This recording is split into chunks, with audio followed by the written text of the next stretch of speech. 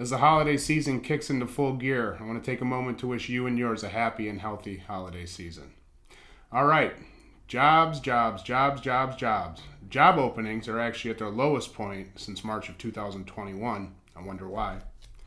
We also got the jobs report for November today. Seems in line, but I think we're trading on a false number given the setup.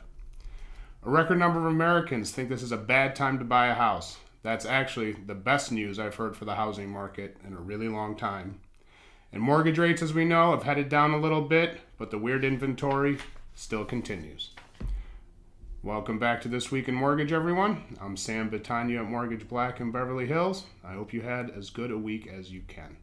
All right, so job openings. We are at the lowest point for job openings in our country, 8.7 million, the JOLTS number, since March of 2021. Now, a few takes on this.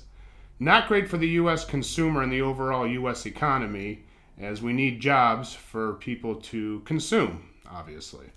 Number two, it is good for stocks and bonds, as we've seen, as the Federal Reserve, who is meeting next week, probably going to leave rates unchanged. It feels like the jobs market and job wage inflation isn't going to happen as much since there's not as many job openings. So good for stocks and bonds, and a big help to get the Fed, to keep the Fed, well, to have the Fed on the sidelines, I guess, not having a lot of job openings. My big question is, are we starting to see artificial intelligence actually replace workers out of necessity? Now, to me, AI is a very good thing in general, so far as to what I can understand and know. But is this the worst part of artificial intelligence, that the U.S. consumer is going to be eased aside for a quote-unquote robot to take our jobs? We don't know. This is the big question, and as always, we will see. Jobs report for November, 199,000 jobs created. Wall Street and whatnot was expecting 190,000. So this is pretty much a rounding error, I guess, given they stopped taking data in the middle of the month, I think.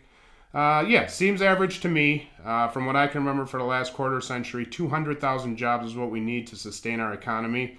So this doesn't seem crazy, but I do think this is actually a false number, and I'll tell you why. So in the last month, the United Auto Workers have come back to work, and Hollywood has also come back to work. So are these jobs that are being created counted in this 199 just jobs that existed before and not new, fresh jobs? I would think that is the case here. So I don't actually think this 199 is an accurate depiction of reality. I think it's a depiction of how many jobs were created, quote unquote, but these are jobs that existed and just needed to be retrenched, so to speak. Unemployment rate, though, did tick down to 3.7 from 3.9 the month previous. I don't know why, but it did. And we will see how that shakes out. And again, if you take the auto workers and Hollywood into play, I think we are trading on a false number this month. It's a real number, but it's a false equivalent, let's just call it, for lack of better on my part. All right, the best news I've heard for the housing market in a really long time is that a record number of Americans think it's a bad time to buy a house. The reason it's the best news I've heard in a very long time is because the herd is always wrong. Otherwise, everyone would be a billionaire. Here's the thing about the housing market. When rates were at 8%, not too long ago, the market, slowed down severely. I mean, the snail's pace, but it didn't stop. Now the fact that rates have come down a little bit, and they're still not terrific, but they're better than they are, step by step, in the sixes for a lot of loans. The housing market's probably going to find a stable footing here, and if this trajectory continues, with the exception of today, we'll get to that. But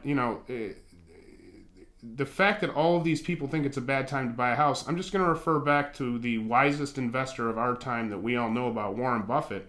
Simple statement, and I quote, "Be fearful when others are greedy, and greedy when others are fearful." That's the number one thing that comes to mind when I hear that a record number of Americans think it's a bad time to buy a house. According to Warren Buffett's saying, it's probably the best time to buy a house because if rates head down, we might see some price increases. Moving on to those rates, those mortgage rates, and the weird inventory we have. As discussed, rates are of course down from their recent highs, but they're still very sensitive to economic data and very scared of the Fed. We started this morning, Friday morning, off before the jobs report closed last night, whatever, with like a 410 or 411 yield on the 10-year Treasury. I think it's at around 425, 26, 27 right now, and this is all because of unemployment ticking down to 3.7 and a few more jobs created than anticipated. So they're very sensitive still, and they will go up quick if there's any sign that the Fed has to, not cut rates for that matter. Now that everybody's talking about that next year, but actually raise rates. We will see, but it's a very sensitive interest rate marketplace. Inventory has gotten better, but what I've come to notice in the last week, it's not everywhere, and it's not at every price point. So it's a very selective inventory, seems like, in this continued have-to market environment. Everybody that's doing something has to do something right now, the have-to market. So inventory's gotten better, but not everywhere and not at every price point. Something to take note of is the high-end rental market. I think this is going to be a good thing to gauge the high-end luxury real estate market from. There are a ton of high-end rentals out there now. Price points in the millions of dollars if you wanted to sell the house, multi-millions for that matter. And are these people that want to hang on to their house and sell it when rates go down, or is this really they have to rent it but they don't want to sell it? We will see. But if this high-end rental market turns into a high-end listing market, how many of them were listings and how many of them are going to be listings for sale? Time will only tell, but I think that high-end rental market will give us some clues of what's going to happen in the future. Okay, everybody, that is my show for this week. As always, thank you for watching. Tough world we live in, as we discuss. Please be a good person, be a nice person, be a good neighbor, take care of others, do unto others, the golden rule. All the things we were taught when we were young. As always, I thank you for your time. Please have a wonderful, safe weekend and happy holidays.